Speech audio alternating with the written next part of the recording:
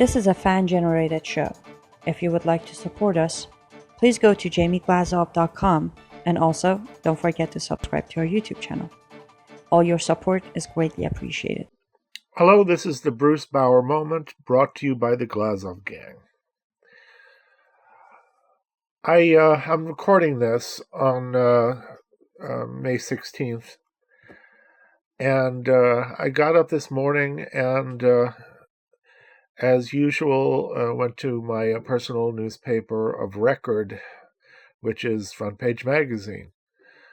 And the first article that I read at the website was a very disturbing piece by Robert Spencer. And those of you who watched these videos at this website undoubtedly know who Robert Spencer is. He's one of the leading figures of the counter-jihadist movement. He knows an incredible amount about Islam. He recognizes it for the threat that it is to civilization, human rights, equal rights, and all sorts of good things. He is scrupulously honest and fair and truthful in his writings about Islam. He is not a Muslim hater. He is not any kind of a hater. He is somebody who believes in people and in liberty. And he is somebody who has very bravely and courageously traveled around the world to talk about this subject. And so last Thursday, as he writes, he was in Reykjavik, Iceland of all places. And he was there to talk at the Grand Hotel in Reykjavik about Islam. And there was a sizable audience there, which was particularly sizable given that the entire population of Iceland is only about 300,000 people, with half of them living in the capital, Reykjavik. And he apparently received a very enthusiastic response from the audience. He went out afterwards with a few people to dinner at a restaurant. And at that restaurant, somebody came up to him, a stranger, said that they recognized him, said that they admired his work, shook his hand, and walked away. The dinner ended, and Robert went back to his hotel, where, as he writes, I began to feel numbness in my face, hands, and feet. I began trembling and vomiting. My heart was racing dangerously. I spent the night in a Reykjavik hospital. In short, he had been poisoned. The man who had come up to him, shaken his hand, and claimed to be an admirer, had slipped something into his drink, like something out of a Hitchcock movie. And this is the kind of thing. This is what we're up against now. Iceland. This wasn't Britain. It wasn't Bradford. It wasn't Berlin. It wasn't Paris or Nice. It was Iceland. I've been to Iceland. I was there a few years ago, and it's a strange, otherworldly place. You get off the plane, you drive into the city, which is about a half hour away, and the landscape on the way to the city is like nothing you've ever seen before. It looks like a moonscape. It's beautiful and it's disturbing at the same time. It's unique. That's the thing.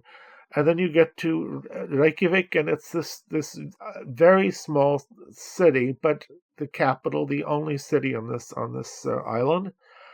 And these people have been living there for 1,000 years, without any, really virtually no immigration to speak of. It's a very homogeneous population.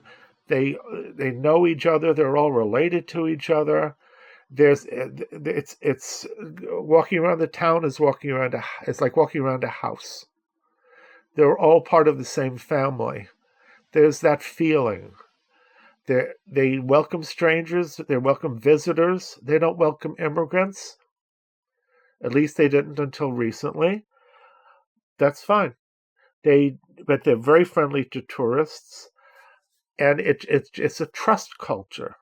It's a culture where people don't lock their doors. It's a culture where they keep the streets clean. They don't even have to hire people to keep the streets clean. They just do it themselves. It's a very special, I would even say precious kind of place. When I was there, I was having brunch on a weekend,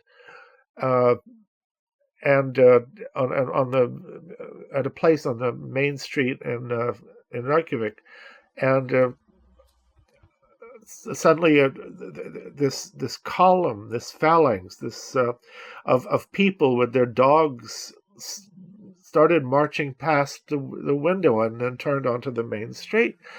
And I asked, what's this about? And the waiter or waitress said, well, they do this every weekend, and people with dogs, they all get together and they walk their dogs together in a column, and the dogs love it. It's a chance for the dogs to socialize with each other.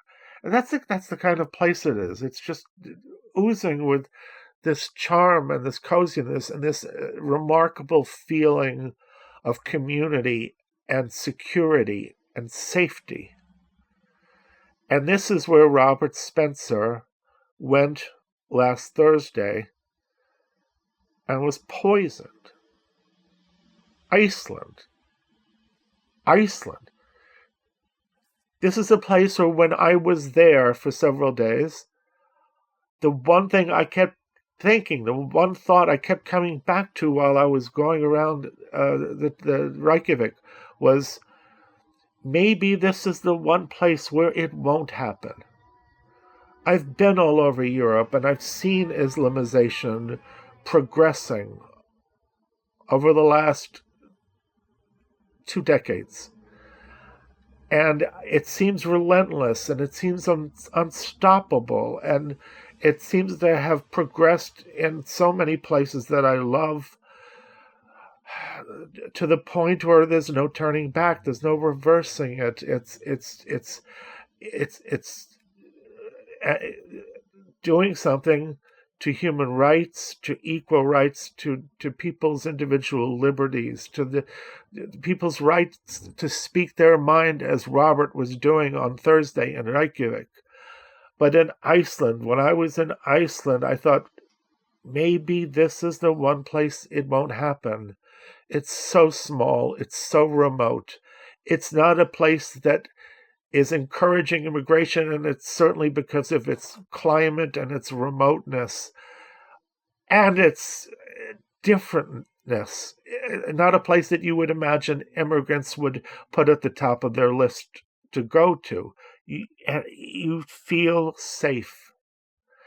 And yet Robert was not safe, even in Iceland.